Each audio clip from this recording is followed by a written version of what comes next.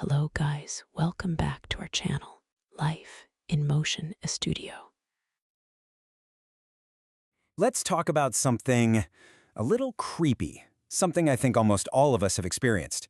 You know that moment you're in a dark room and you just get this feeling that something is looking back at you.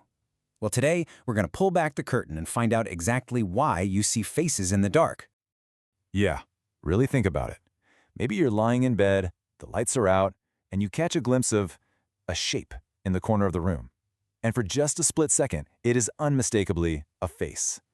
It's this universal human thing, and it turns out there's a very specific and very cool reason your brain does this. Okay, so first up, let's just break down the experience itself. What is this phantom face that seems to just materialize out of the shadows? And that's the wild part, right? For that one moment, the illusion is incredibly convincing. It has eyes, maybe a mouth, a definite shape, but the second you really focus on it or, you flick on the light, poof, it just vanishes. It resolves back into a pile of clothes or just empty shadows. It's a phantom that's literally built out of an absence of information. So why does this happen? Well, the answer is all in how our brains are wired. And this isn't some kind of glitch, it's a feature, a really deep-seated obsession with one particular pattern. That's right. Your brain is a super-powered face detection machine. I mean, from the moment you're born, you are primed to seek out faces. It's totally fundamental for social bonding, for communication, and for survival. And it will search for them everywhere, in clouds, in the grain of a wooden door, and, yep, especially in the dark. This whole phenomenon actually has a name. It's called pareidolia. It's just the official term for your brain taking random, ambiguous visual noise and forcing it into a meaningful pattern, most often a face. It's why you see a man in the moon or a face on a piece of toast. So why the dark? Because when your eyes can't get clear information, your brain doesn't just give up. No way. It takes what little data it does have, these faint shapes, these vague shadows, and it fills in the gaps with its all-time favorite, most familiar pattern, a face. The darkness provides the perfect, ambiguous canvas for your brain to start painting. And this brings us to the most crucial part of this whole thing. This isn't just some random quirk of our minds.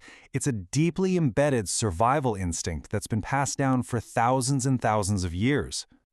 Just imagine for a second you're one of our ancient ancestors, out in the wild at night. Your brain has to make a split-second calculation. So what's more dangerous, seeing a predator in the shadows that isn't there, or failing to see a predator that is? The brain's solution was to always err on the side of caution. It evolved to have a hypersensitive, kind of trigger-happy face detection system. Your brain basically operates on a safety through false alarms protocol. It's much better to have 100 false alarms, seeing a face in a bush that's just leaves, than to miss the one time it's actually a saber-toothed tiger. That jolt of fear you feel, that's the echo of that ancient system firing up. Which brings us to our modern world, where that exact same life-saving system is still running in the background, but the context has completely, totally changed. I mean, we don't have predators lurking in our bedrooms anymore, but the system doesn't know that, so it misfires. It sees the ambiguous shape of a jacket draped over a chair, and its immediate interpretation is human-like figure. The shadow in the corner becomes a potential threat. It's just an ancient system trying its best to respond to modern stuff. But it gets even stranger, doesn't it? Have you ever felt that the face in the dark isn't just sitting there, but that it's subtly moving? Or maybe even breathing? This is another incredible trick your brain plays to assess the situation. This is a fascinating thing called micromotion perception. Your brain actually exaggerates tiny, almost imperceptible shifts in light and shadow to simulate movement. It's essentially testing the object to see if it's alive. So this is why the face might seem to breathe or even shift its gaze. You're not just imagining it. Your brain is actively creating it to check for danger. And of course, our emotional and physical state can really amplify this illusion.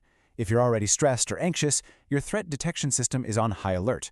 If you're tired, your brain just doesn't have the energy to correctly process what it's seeing. All of these things make your brain more defensive, and suddenly, the darkness can feel much, much more alive.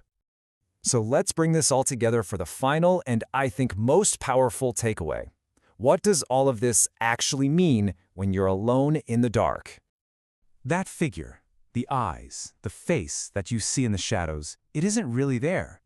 It's a creation, an illusion that your own mind painted onto the canvas of darkness. The face might be an illusion, but the mechanism that creates it, that ancient, protective, predator detection system, is absolutely real. The fear you feel is real because it's being triggered by a genuine survival instinct that's hardwired into your very being. So the next time you see a face in the dark, you'll know it's just your brain doing what it evolved to do, keeping you safe with a false alarm. And that leaves you with a pretty fascinating question to think about. If this powerful, ancient system is still running in the background, what other instincts from our deep past are quietly shaping the decisions you make every single day?